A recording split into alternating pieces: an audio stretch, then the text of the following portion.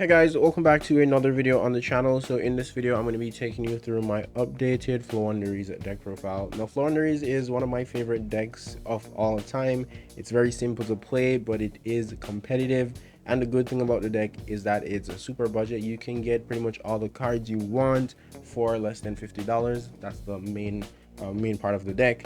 I've just ordered my third copy of Advent of Adventure because it wasn't in stock, and now I'm able to get it, which is absolutely crazy. So the deck is going to be a lot more consistent and can go up against the stronger decks in the meta.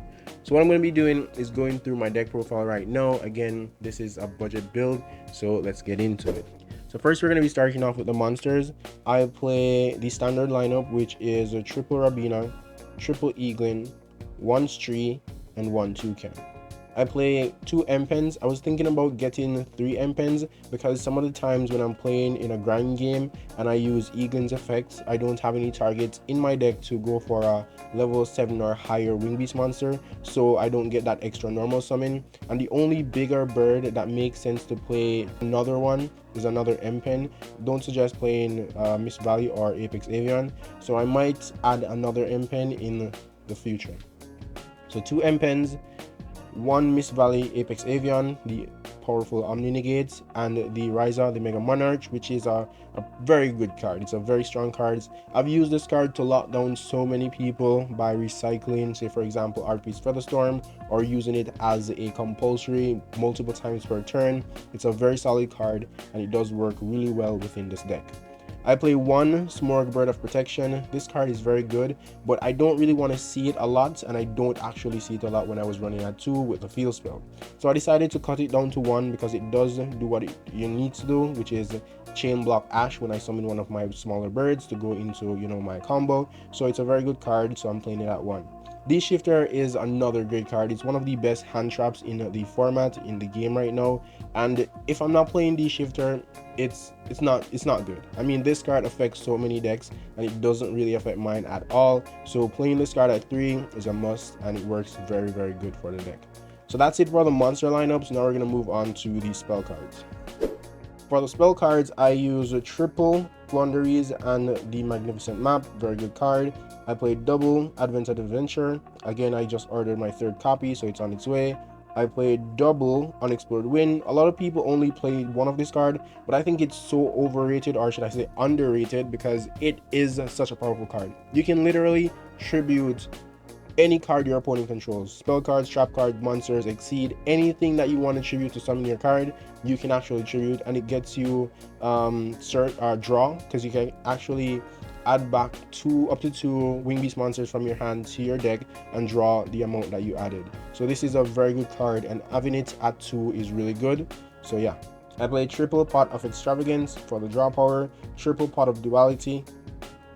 I played 2 Dark Ruler No More in the main deck, and I also played 2 Book of Moon because Imperm is a very good card. A lot of people are playing Imperm now, so having this and the Advent of Adventure gives me a chance when I get Impermed. I play this card. Ghost Sarcophagus is one of my favorite cards in the deck, and I will never take this card out because it's really good. If I start off with Rabina, or say for example Eaglin, and you know that Eaglin can't go full chain, and I have the Ghost Sarcophagus, I can activate it to banish one of my other birds, which would be Rabina. Anything that I need, I will just banish it, and when I summon the other monster, it's recycled into my hand and I can go into my plane. 1 Terraforming to get to the field spell, because again the field spell is super powerful within this deck. For the trap cards, I use double Dreaming Town. This card is pretty broken. When I draw Dreaming Town, I know that, well, I have interruption in my opponent's turn. If I don't get to search it out from off of M-Pen because of some reason like Ash or something, I don't really have much to do, so having 2 of them and maybe I could draw 1 and search the other is pretty solid. I play 2 Evenly Match in the main deck. If I'm going first, if I win and then go first, I would just side them out, but Evenly is a very powerful card. And 1 Harpy's Featherstorm. This again, I bump up to 2. I want to get another one, so I might order another one so I have a playset. But this card is pretty broken. I've stopped so many people using this card, and the fact that I can recycle it with Ryza the Mega Monarch is absolutely crazy. So that's it for the main deck. Now I'm going to be going into the side deck to show you guys what I'm working with. So I have 2 duel unlock. I might get another one. I have 1 dark smurg for those back row heavy decks like trap tricks, labyrinths, and other back row heavy decks. 1 DD crow, so I can search it out. 2 impermanence, 1 harpies featherstorm evenly, 2 cosmic cyclone again for those back row decks, and 2 book of eclipse. I need another pretty one, super one. 1 harpies feather duster and a dark ruler no more. So that's it for the side deck. The extra deck doesn't really matter because you can have pretty much anything in the extra deck. So this is a compilation of just random cards. Again, it doesn't really matter. I might try to get cards that are playable, but I've never actually used anything from my extra deck ever, and I've been playing this deck with for so long. So yeah, this doesn't really matter. But yeah, that's my deck profile. That's the updated version of my deck profile. Please leave a like on the video and consider subscribing to the channel for future content.